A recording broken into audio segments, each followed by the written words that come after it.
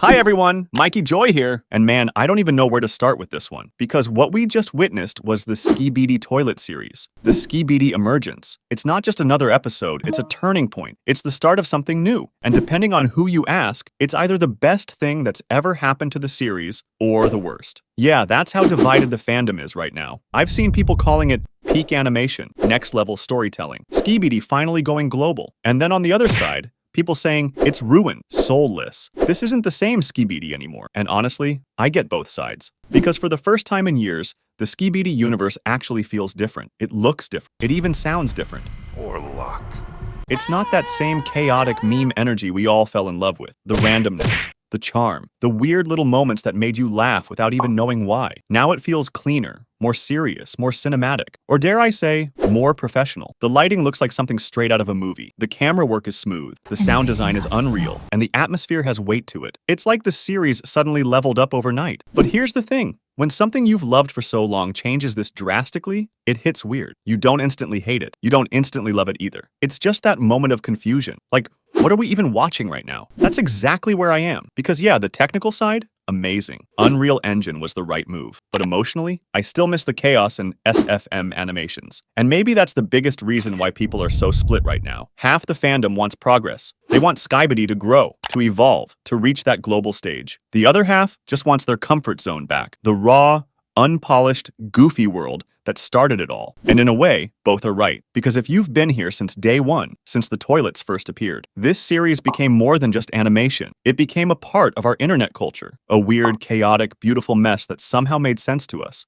I'm so confused myself that I don't even know what I'm saying. I'm just a little shaken. So seeing it transform into something serious, something almost cinematic, it kind of breaks your brain. You're proud of it, but also scared. Proud because it's growing. Scared because it might lose the heart it started with. Now, when I watched Emergence for the first time, I had all those feelings hitting me at once. Excitement, confusion, nostalgia, all mixed together. The intro hit hard. The atmosphere was dark and emotional. The voice acting, especially the secret agent's monologue, gave me chills. It felt like a proper movie. But right after that, I started noticing the little things. The pacing felt different. The humor was gone. The energy was slower, more grounded. And I remember sitting there thinking, yeah, this isn't Skibidi Toilet anymore. And that's when it clicked for me, bro. This isn't supposed to be just another episode. This is a reset, a soft reboot, a test of what Skibidi could become in the future. And as a Skibidi Toilet creator for over a year now, I am really hyped up for it. It's Invis saying, all right, we've conquered YouTube. Now let's conquer something bigger. And that's why the fandom's losing its mind, because change is scary. We've seen so many series fall apart after one bad change, but we've also seen others evolve and become legendary. So the question now is simple. Which path will Skibidi take? Will Emergence be the start of a new golden age? Or the first step toward losing its soul? That's what I'm trying to figure out in this video. So sit back, grab your plungers,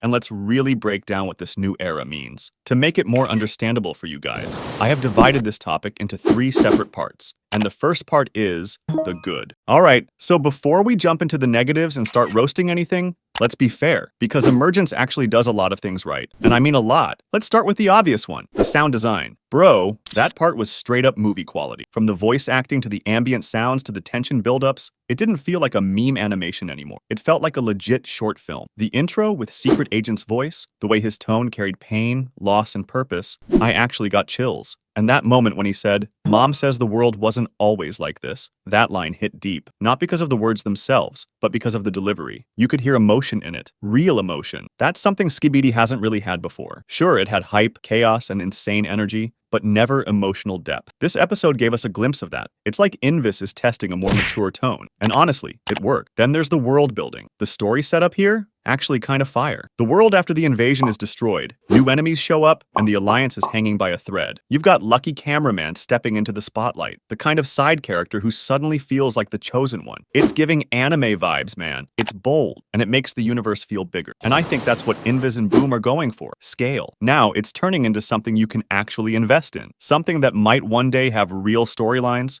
character arcs, plot twists. That's a huge step forward. Let's talk visuals for a second. Unreal Engine brought a level of depth that SFM could never handle. The lighting, the particles, the shadows, All of it gives the world texture. When you see light bounce off a character's armor or reflect in a pool of water, it looks alive. That's something SFM was never meant for, and that's what most people don't realize. This isn't just a visual upgrade, it's a complete toolset evolution. Boom and Invis squeezed every drop of potential out of SFM. They literally broke the engine's limits in later episodes. You can't grow if your tech can't keep up with your imagination. Plus, Unreal opens up a whole new world for them. More detailed environments, better animation control, faster production cycles, and maybe, just maybe, the chance to make Skibidi into something bigger than YouTube. And if that's the vision, I'm all for it. Because think about it, every great franchise eventually evolves. Transformers started as toys, Marvel started as comics, Skibidi started as a weird meme on YouTube, and now it's slowly turning into a universe. We're literally watching history unfold. And if you think about the sound design again, it's not just clean audio, it's cinematic storytelling. The background music syncs perfectly with the tension. You can tell there's a bigger vision behind this episode. Like they're not just making something for the fans. They're testing how far this concept can go, maybe even beyond YouTube. And here's the part I respect the most. They're doing all of this without losing the core idea.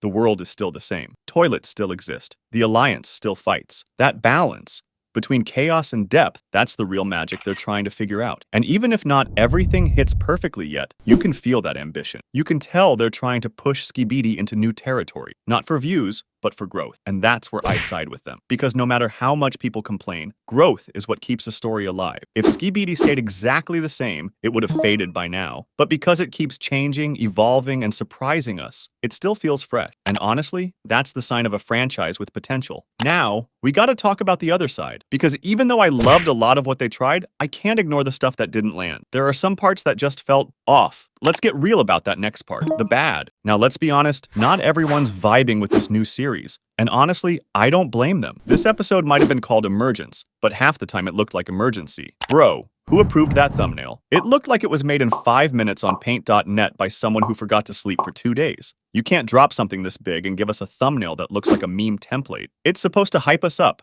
not make us wonder if it's fan-made. And that intro sequence? Bro, that green filter at the start looked like someone just dragged 2 random clips together and said, yeah, that's cinematic. It's not. It looked like my screen was melting. If this is supposed to be the grand start of a new era, maybe don't start it off looking like a failed After Effects preset. Now, let's talk about the models. My guy, some of these characters looked so plastic, I thought Mattel made them. The faces had that weird shiny texture like they were fresh out the toy box. The Duchess? Bro, she didn't even look like herself. She looked like she got neck surgery from the world's worst modder. The Watchman of Doom looked like his head was connected with invisible duct tape. And the Hunter? Straight up Fisher-Price edition. Then we got these nerfs. Oh my god. The TV men used to tank nukes. Literal nukes. Now they're getting one-shotted like they're made of wet paper. It's like someone hit reset on their power levels just so the new guys could look cool. Bro, that's not storytelling. That's just lazy balancing. The sound design? Beautiful. But the visuals couldn't keep up. The music is saying blockbuster, but the screen is saying beta test. I swear, the voice acting made me feel things. But then a plastic Astro walks in, and I'm pulled right back into a Giamod nightmare. And don't even get me started on the pacing. Sometimes it's perfect, then boom.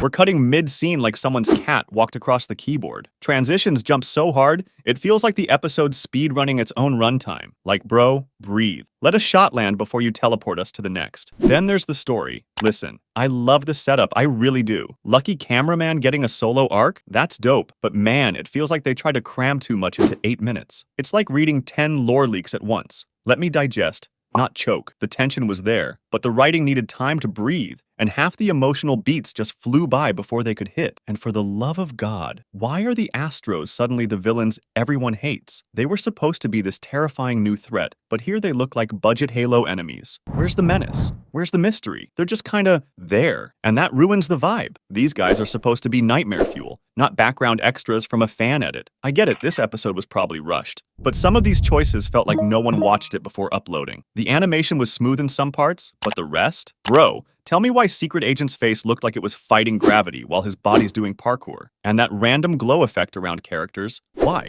It's not cool. It's distracting. It looks like a gamer mouse exploded. The crazy part is, all this would have been fine if the visuals matched the hype. But when you market something as the next era, people expect fireworks, not a test run. And you can't blame the fans for being disappointed when the presentation screams work in progress. Like, We're all rooting for the series, but at least act like you care about your own poster child. So yeah, call it harsh, call it whatever, but this episode dropped the ball visually and pacing-wise. It's not unwatchable. It's just messy. It's like they tried to speedrun greatness and tripped right before the finish line. You can tell there's potential. It's just buried under all this plastic, random lighting, and rushed editing. All right, now before y'all start spamming the comments like Mikey's hating again, chill for a sec, bro. I'm not hating. I'm being real. Yeah, this episode had problems. I roasted it. I meant every word, but I also see what they're trying to do here. You can tell this wasn't made to be perfect. It was made to test something new. Think of this like a test drive. They just switched engines, new setup, new vibe. Obviously, it's gonna feel weird at first. It's like when you change phones and the keyboard feels off for a week, but once you get used to it, you type faster than ever. Same thing here. And bro, come on. Go back to the very first Skibidi Toilet episode. Remember how it looked? The animations were clunky, the sound effects were goofy, the pacing was all over the place, but we didn't care because it was new and fun, and look how far it came. Compare episode 1 to episode 79. It's literally day and night. The growth is insane. So yeah, this might not be perfect right now, but that's fine. This is the first episode of a whole new arc, a new era. It's supposed to feel different. It's supposed to feel experimental. You can't compare this to the peak of the old series. That's like comparing your first YouTube video to your 100th one. Obviously, the first is going to be rough. And honestly, I think Mr. Boom deserves a bit of trust here. The dude's proven himself over and over again. Every time people doubted him, he bounced back with something 10 times better. That's just what he does. You can tell he's testing the limits here, seeing how far he can push this new style. Once he settles in, it's gonna hit hard. I know it. Because even with all the flaws, you can feel the potential. The story setup is dope, the tension's there, the sound design is movie level, and Lucky Cameraman finally feels like a main character. It's rough around the edges, sure, but you can tell something bigger's coming. And bro,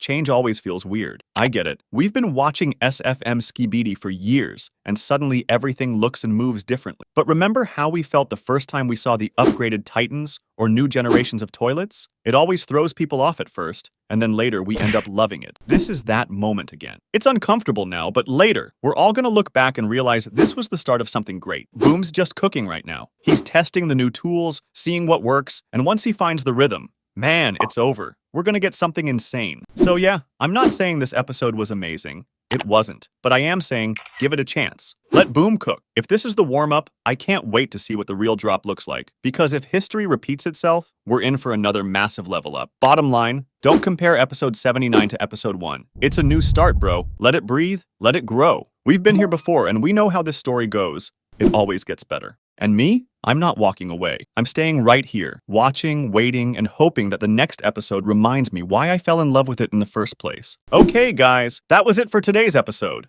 If you want more of these videos, make sure to like and subscribe.